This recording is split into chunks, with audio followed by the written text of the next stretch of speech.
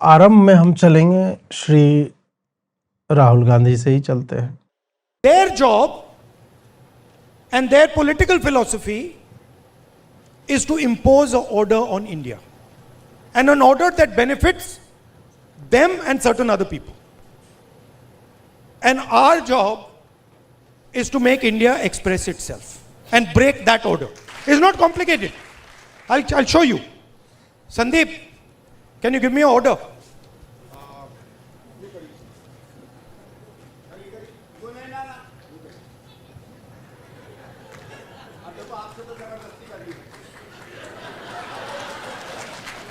This is RSS. This is रचनात्मक कांग्रेस. एक और ऑर्डर दो भाई, हाथ मिलाने का ऑर्डर दे दो. चलो सिंपल कर देते हैं, फ्रेंडली जेस्चर, हाथ मिलाने का ऑर्डर कर देते हैं. हाथ मिलाने का ऑर्डर दो. Our job is very simple and we can drive them crazy. आइए संदीप, फिर से आपको डिस्टर्ब करता हूं. अब आप मुझे एक ऑर्डर दीजिए. हाँ, नहीं, आप एक ऑर्डर दे, एक ऑर्डर दे दीजिए मुझे, कोई भी ऑर्डर. ये क्यों किया मैंने? एक ही कारण है, क्योंकि मैं डर गया. अगर मैं ऑर्डर से डर गया, ऑर्डर देने वाले से डर गया, तो मैं अपने एक्सप्रेशन को बंद कर दूंगा.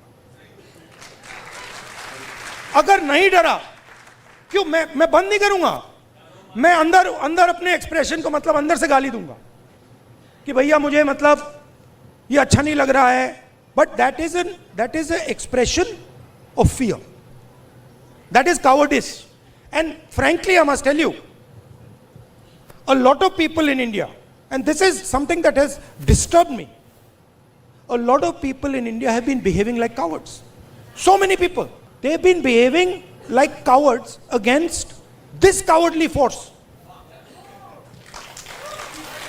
Now I can understand if you are fighting the British Empire and suddenly you say, I'm feeling a bit scared.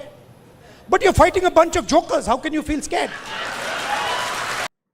Rahul Gandhi ने इसमें क्या कहा मुझे समझ में नहीं आया. मतलब मैं सीरियसली बोल रहा हूँ, मुझे नहीं लग रहा है कि there is anything to take from this कि तुम मुझे ऑर्डर दो, मैं हिल नहीं रहा हूँ, पीठ पीछे ये घुमा लिया फलान. भाई कहाँ पहुँचना चाह रहे हो? और ऑर्डर दोगे तो एक्सप्रेशन खत्म है, समझ में नहीं आता. हर जगह पे ये अप्लाई नहीं होता है. एक तो ऑर्डर देना, कौन ऑर्डर देता है? जो आपसे ऊपर है, कोई व्यक्ति जहाँ पे है, निर्देश क्यों देता है? क्या आप सुप्रीम कोर्ट का ऑर्डर मानने से मना कर दोगी? सीनियर ऑफिसर्स के ऑर्डर जो है, जूनियर ऑफिसर्स आर्म फोर्सेज में मानने से मना कर देंगे, एक्सप्रेशन लेस हो जाएंगे? या मतलब इस तरह की चीज़ें जो बकलोली भरी है, और अंत में मतलब कहाँ पे इसको खींच करके लाना है कि भाई डरपोक है, जनता डरपोक है. और कांग्रेस ने एक बार नहीं, बार बार सामान्य नागरिकों को, जिससे वो वोट पाना चाहता है, उसको ये डरपोक और संघी और सांप्रदायिक पता नहीं क्या क्या नहीं बोला है. उन्हीं लोगों को, जिन लोगों के पास ये जाते हैं और बोलते हैं कि हमें, आपको जो है वो, आप हमें वोट दीजिए. इस क्लिप में मुझे सही में, मतलब आई एम अगास्ट, कुछ भी नहीं समझ में आ रहा है मुझे क्या बोलना चाह रहा था वह बंदा. इनको हम मतलब पागल कर देंगे. मैं आपको बता रहा हूं, नरेंद्र मोदी रात को नहीं सोता है. उसके अलग अलग कारण है. उसका एक ऑब्वियस कारण है और उसके बहुत सारे हिडन कारण भी हैं. आपने देखा अमित शाह, अब यहाँ पे इसने एक बात जो बोली कि मैं इनको पागल कर दूंगा, और पिछले में भी बोला था, इनफैक्ट तो उसी पे पहले हम डिस्कस, पिछले में बोला था I am going to drive them crazy. और इसमें राहुल गांधी सफल रहा है. यह अकाट्य सत्य है कि he has achieved this. Start जब किया था इसने ये सब करना, तो समझ में नहीं आ रहा था कि ये कहां पे पहुंचना चाह रहा है. But he kept on doing the same things, करता रहा, इरिटेट करते रहो। एक संसद सत्र जो है वॉश आउट हो गया, दूसरा हुआ, तीसरा हुआ, चौथा। इन्होंने कोई भी संसद सत्र बिना, मुझे लगता है कि 40-50% टाइम बर्बाद किए होने नहीं दिया 2019 के बाद से। 14 से 19 जो 114% प्रोडक्टिविटी थी, इस टाइप का कुछ था कि जितना है समय उसके बियॉन्ड जाकर के काम किया था, और इसको लेकर के नरेंद्र मोदी छाती ठोकते थे, और ठोकना भी चाहिए। उसके बाद से इन्होंने राफेल वाला मुद्दा उठाया, फिर तरह तरह के कोई न कोई, पेगासस वाला मुद्दा आया, आपको आधार को लेकर के आया, मनरेगा को लेकर के कभी आया, फिर 2023 में आता है आपको हिंडनबर्ग वाला, उसके कारण पूरे साल जो है बर्बाद हुआ था। ये सारा कुछ इन्होंने करते करते, और ये तू तड़ाक फलाना ढिमका, इस पूरे सत्र में तो इन्होंने राम मंदिर को लेकर के गोली क्यों चलाई, आओ सदन में। और भाई इस सरकार की भी गजब की बात है कि वही अमित शाह जो 20वें दिन आकर के बोलते हैं कि हाँ हम चर्चा को तैयार हैं, भाई पहले दिन क्यों नहीं बोला आपने ये? और आप जो बोलते हैं कि मैं पार्लियामेंट में बैठा रहता हूं कॉम्प्लेक्स में बैठने के लिए आप नहीं बने ना, आप वहां जा रहे तो चले जाइए सदन में, कौन सा आपका कद जो है छोटा हो जाएगा। ये अगर रियलिटी है कि पुलिस ने लाठीचार्ज किया जो दिखा, तो आप जवाब दो ना कि भाई वहां दंगाई थे, पत्थर मारने के वीडियो हैं, और ये एसओपी है, पुलिस के अफसर को वहां पर यह निर्णय लेने की अनुमति है कि if they find it suitable they are going to go to certain lengths, starting from announcements, फिर जो है वाटर कैनन, फिर माइल्ड लाठीचार्ज, फिर हार्श लाठीचार्ज, और अंत में जान पे बना है तो pellet gun, pump action gun और आंसू गैस के गोले वोले बीच में जो है वो कर सकते हैं। ये कहने में कौन सा अमित शाह का कद जो है छोटा हो जा रहा था?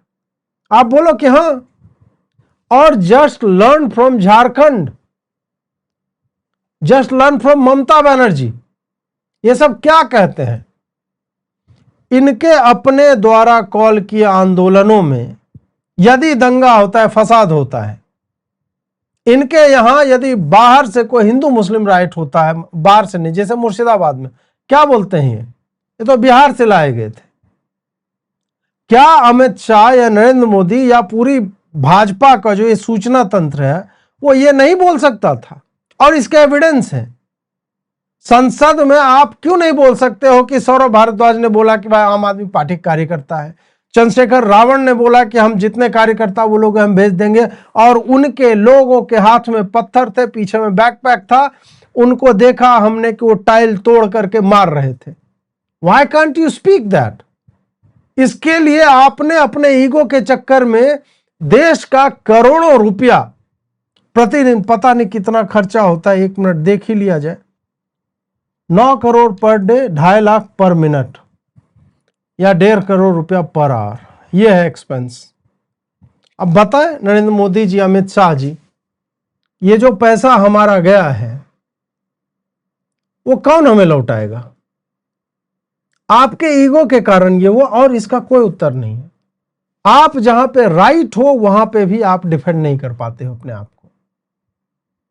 विपक्ष ने बोला हम करेंगे, बिल्कुल कीजिए, करो ना भाई। 19वें दिन आपको याद आ जाता है कि हाँ हम करेंगे, और तब से नहीं आ रहा था आपको याद। तो भाजपा ने क्या किया है ना कि अपने घर का दरवाजा खोल रखा है। अब बोला है कि राहुल गांधी आ जाओ, और राहुल गांधी घुसता है गेट में, इनका पूरा लॉन खोद देता है, शीशे पे पत्थर मार के चूर चूर कर देता है, टाइलें उखाड़ देता है, हथौड़े से इनका दीवार तोड़ देता है, और लास्ट में फिर ये नाचते हैं कि ये देखो ये हमारे लॉन में घुस गया, ये देखो टाइल फोड़ रहा है, ये हमारा ग्लास तोड़ दिया। अरे उसको घुसने क्यों दे रहे हो? वो बाहर में हल्ला कर रहा है, उसका जवाब दो गेट से बाहर निकल करके। जब आप नैरेटिव के घर में इस तरह से दूसरे पॉइंट ऑफ व्यू को घुसने देते हो, वो घुसेगा, डैमेज करेगा आपका, और वहीं खड़े होकर के हल्ला भी करेगा कि देखो ये लोग कितने बड़े पागल हैं, ये नहीं करने देते, वो नहीं करने देते। And that certainly is driving them crazy कि हम क्या करें यार, ये तो वेल में भी नहीं आ रहे कि हम इनको फिकवा भी सके। रूल बदल दो, सत्ता में हो तुम कब तक ये सोचते रहो कि हम इनको एक्सपोज कर देंगे, जलील कर देंगे। नहीं हो रहा है, वो नंगे हैं, नंगों को आप बहुत अधिक जलील नहीं कर सकते हो।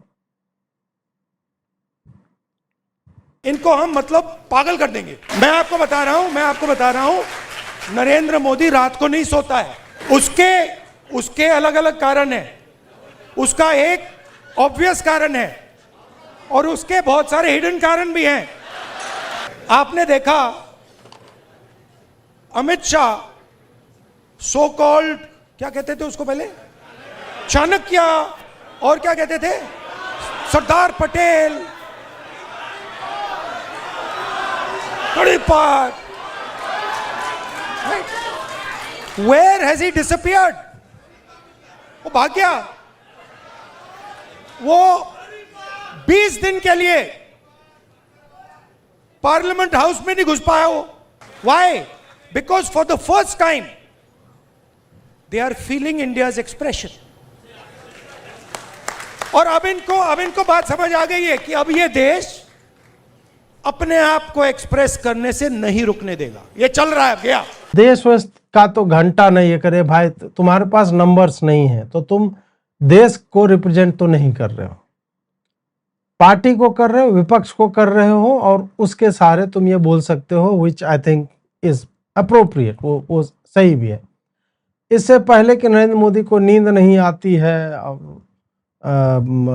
अमित शाह जो है वो डरपोक है, आयरन मैन और पता नहीं चाणक्य, ये सब जो है ठीक है। और BJP has invited it upon themselves कि हाँ भाई, यदि तुमने लौह पुरुष की छवि बनाई है, यदि तुम चाणक्य की छवि बना रहे हो तो भाई behave like it, be that on that image that you have created और योर सपोर्टर्स हैव क्रिएटेड।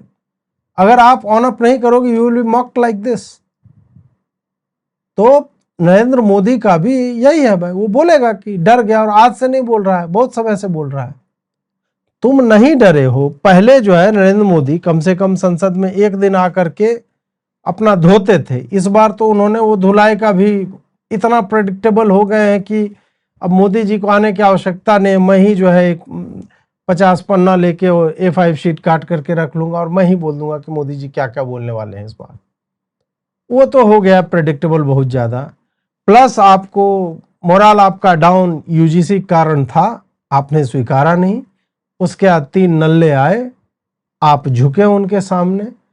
आपके जो बचे खुचे कुछ जो थे कि नहीं नहीं मोदी जी, वो भी गए आपके हाथ से।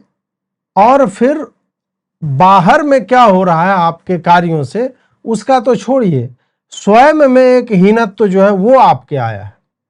चाहे मोदी हो, शाह हो, भाजपा हो, कोई भी हो, स्वयं का इनका एक हीनता का भाव इनके घर कर गया है। और हर बार ये लौट होने के लिए, नीचे गिरने के लिए वो तैयार रहते हैं कि हाँ ठीक है।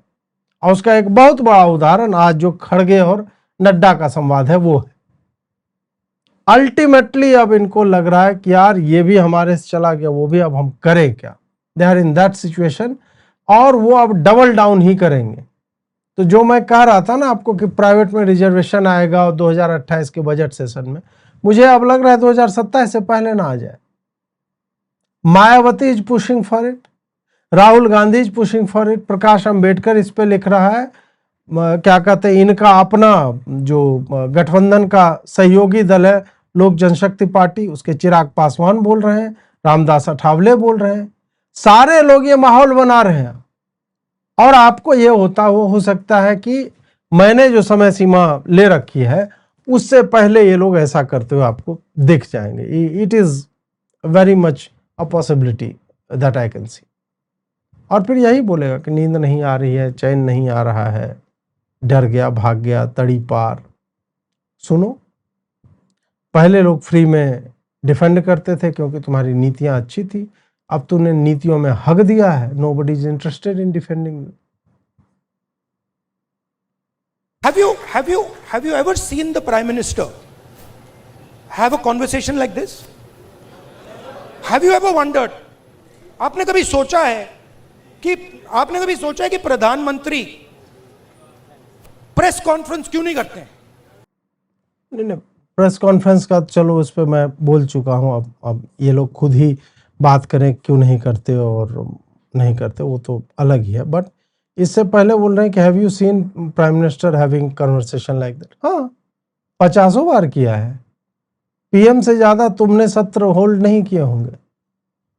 This is not a press conference, ये सम्मेलन है। ऐसा तो कार्यकर्ता सम्मेलन भाजपा कई बार होल्ड की है।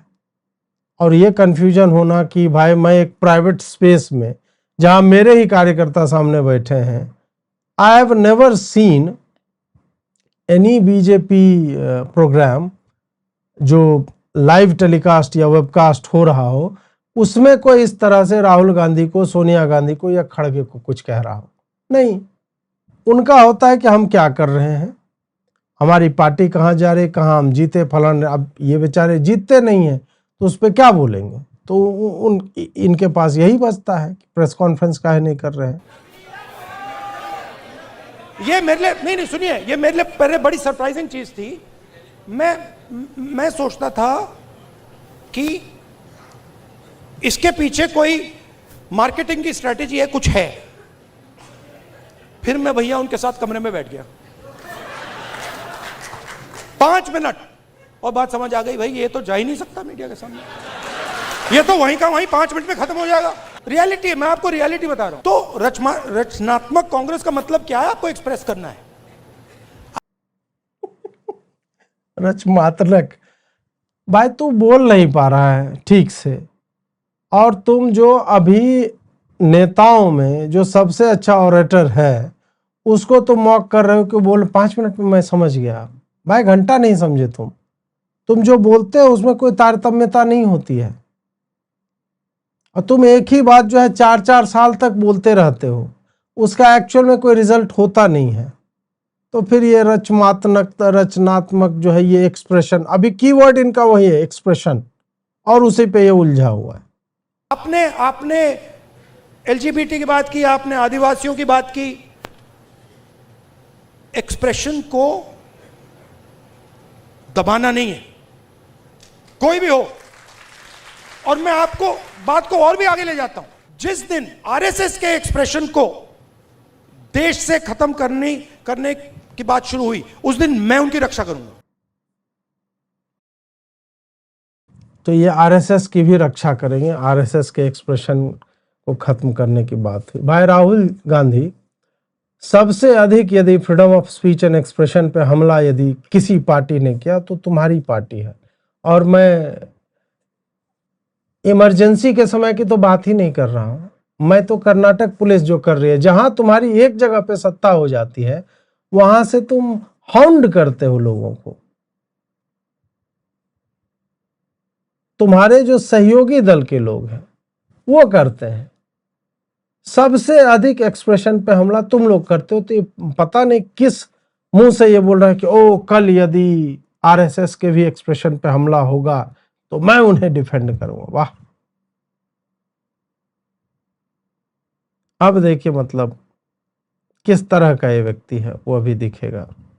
ये इनका पता नहीं कहां से इनके दिमाग में घुस गया। अब अजीब चीजें घुस जाती है, बट इनके माइंड में घुस गया कि foreign policy is this.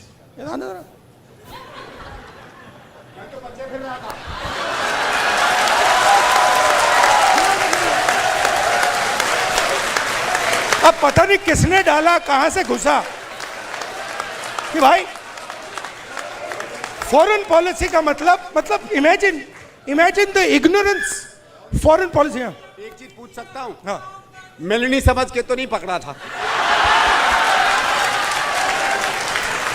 I have not reached there yet.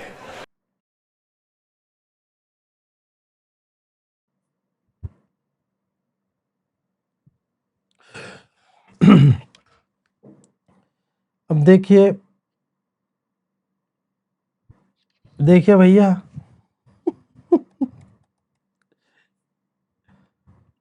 ये बढ़िया लिखा है कैप्टन विवेक ने, send him to Arnab Goswami. Arnab Goswami ने जो इसके साथ किया था वो भी हमने देखा हुआ है कि भाई महिला सशक्तिकरण जो हमने आपको पढ़वाया था कुछ ही दिन तो हुए हैं, तो वो बंदा जो है किसी और को जो बकलोली वो कर रहा है, समझ जाए कि वो उसकी मेंटल लेवल उसका कितना है वो समझ जाए। अब यहाँ पर जो हुआ आप लोगों के सामने, और ये विदेश नीति के संदर्भ में हो रहा था कि एज इफ नरेंद्र मोदी की जो फॉरेन पॉलिसीज हैं वो केवल और केवल it is all about hugging, गले लग जाता है। अब उसको राहुल गांधी क्यों मॉक कर रहा है इसको? He can't mock the bilateral relations, trade deficit कितना कम हुआ, ज्यादा हुआ, नई चीजें हम भारत में कैसे ला रहे हैं, इसको वो मॉक नहीं कर सकता क्योंकि वो मोस्टली आप देख लो वो भारत के हित में रही हैं। इनके लोग जब जाते थे तो वो जो लुल्ल टाइप बन करके वो बैठ करके कि अमेरिका जो कह दिया मान लो, इंग्लैंड जो बोल दिया मान लो, यूरोपियन यूनियन ने बैन लगा दिया इनके प्रोडक्ट्स पे वो मान लो, कुछ भी ये फ्लेक्स तक नहीं करते थे कि हमें। इनका मंत्री मतलब कभी भी बोलता नहीं था, और खुल्लम खुल्ला इनके विदेश मंत्रियों का स्टेटमेंट है कि अमेरिका ने ऐसा कहा तो हमें तो वो करना पड़ेगा, वो बड़ा देश है। इस तरह के स्टेटमेंट इनके यूपीए 1 और 2 के कालखंड के हैं। तो भाई कांग्रेस किस हिसाब से विदेश नीति पे चर्चा करेगी? नहीं कर सकती, इसलिए उनको ये सब करना पड़ता है कि गले मिल रहे हैं। भाई कम से कम एडवीना के चरणों को तो नहीं चाट रहे हैं ना, और छिनरहवा लौंडो की तरह ऐसे करके हंस तो नहीं रहे ना जहाज पे एडवीना के सामने। ये जिस दिन नरेंद्र मोदी करने लगेगा ना, उस दिन मैं कहूंगा कि हाँ भाई ये छिनरपना छोड़ देना चाहिए। लेकिन कांग्रेस के नेताओं ने ऐसा छिनरपन किया है लड़कियों के सामने, विदेशी लड़कियों के सामने, और उसका जो है पूरा देश झेल रहा है उसका आज तक। मतलब ककोल्ड, स्मिटन बाय, मैं नाम नहीं लूंगा, सबको पता है क्या है। फोटोग्राफ्स हैं भाई ऐसे। लौंडियाबाजी के चक्कर में देश की मार ली गई, और तुम सिखा रहे हो नरेंद्र मोदी को फॉरेन पॉलिसी कि वो तो गले मिल रहा है। भाई वो कुछ और मिला रहे थे, जो बोल रहे हो ना कि क्या घुस गया, तो क्या घुस गया वो जाके पता करो। कांग्रेस के आर्काइव में हो सकता है कुछ मिल जाए, कहां घुसा था, किसका घुसा था, कब घुसा था। सो कांग्रेस कैनॉट क्लेम कि वो जो है फॉरेन पॉलिसी, तुम यही कर सकते हो at most. And in doing so आप सोचिए कि एक दूसरे देश की जो राष्ट्राध्यक्ष है, जिसके साथ हमारे संबंध है और तुम्हारा ननिहाल है जो जगह, तुम उसके राष्ट्राध्यक्ष को, उसके निर्वाचित प्रधानमंत्री को तुम इस तरह से एक वेश्या की तरह ट्रीट कर रहे हो। ये जो वहां पे दिखा है ना, जब बोला गया ना कि आपने मुझे मेलोनी की तरह तो नहीं पकड़ा था, क्या संदेश देना चाह रहे हो? क्या संदेश देना चाह रहे हो? कि पीछे में बहिया में कस के सैया मारेला हचा हच हच हच, ये गाना चल रहा होगा, ये राजा राजा राजा करेजा में समा जा। इस पे नाचते हुए मेलोनी आई और उसकी बाहों में समा गई। ये तुम्हारी समझ है फॉरेन रिलेशंस की, ये समझ है द्विपक्षीय वार्तालापों की और द्विपक्षीय दौरों की। And then you bloody think that you should be taken seriously. How and why? Why will anybody take this party or this non-intelligent or stupid person seriously? Why? क्यों लेगा भाई? तुम्हारे अपने पार्टी के लोग इस चीज को नहीं डिफेंड कर सकते। ये छिनरपना जिसके दिमाग में होता है ना, वही ये सब बात करता है। और संदीप दीक्षित जी, ये कोई बहुत बढ़िया बात आपने नहीं की। आपकी माता जी भी एक मुख्यमंत्री रही थी। So respect the post if you cannot respect the person. पहले क्या था, मूड खराब था, आप लोगों में भी मूड खराब था। मेरे पास लोग आते थे, भैया ये कब होगा, कब खत्म होगा, कब खत्म होगा, इसमें तो 10 साल लग जाएंगे। अब तो नहीं बिलीव करते ना, है ना? अब तो हो गया ना? हाँ। क्योंकि अब कांग्रेस पार्टी, ऑपोजिशन, सबका एक्सप्रेशन चालू है, अब नहीं रुकने वाला वो क्या। हाँ, thank you, tata, goodbye. और मैं आपको बता रहा हूं, आप लिख लो, जिस दिन तक नरेंद्र मोदी अपना इस्तीफा नहीं देंगे, अमित शाह नहीं हटेगा, उस दिन तक नरेंद्र मोदी और अमित शाह नहीं सो पाएंगे।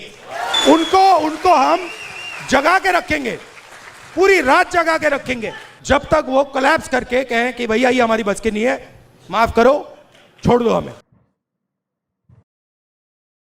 यानी राहुल गांधी भी जानते हैं कि जनता उनको नहीं चुनने वाली, तो इस तरह से भीख मांगकर सत्ता में आना चाहते हैं।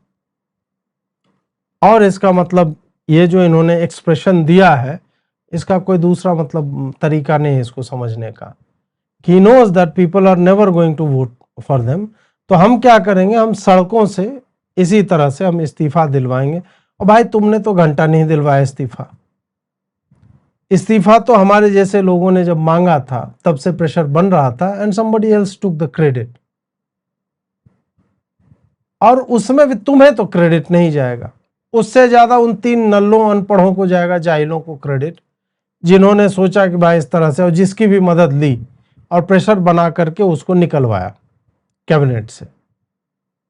That I am going to take. But तुम्हारे जैसे, तुम जो ये खुमारी में हो कि तुम इस्तीफा ले लो, घंटा नहीं होगा। वो 240 सीट भी लाया, मोदी के चेहरे पे भाजपा लाई, but still they are in the government. And I don't think कि तुम इसी तरह से ये मस्खरी वाला ऐसे शोज करते रह जाओगे, but this is not going to yield you anything, कुछ नहीं। और जो अभी 99 पे हो, I seriously think you are not going to repeat that. You will have a hard time achieving that number within 543। 800 हो जाएगा तो हो सकता है ये नंबर तुम्हारा बढ़े, बट विद इन 543 अगर इसी नंबर पे जो भी परसेंटेज है इसका, कितना 20% सीटें होगी ना, 800 होगा, तुमको 160 सीटें नहीं आएंगी, यह तय है।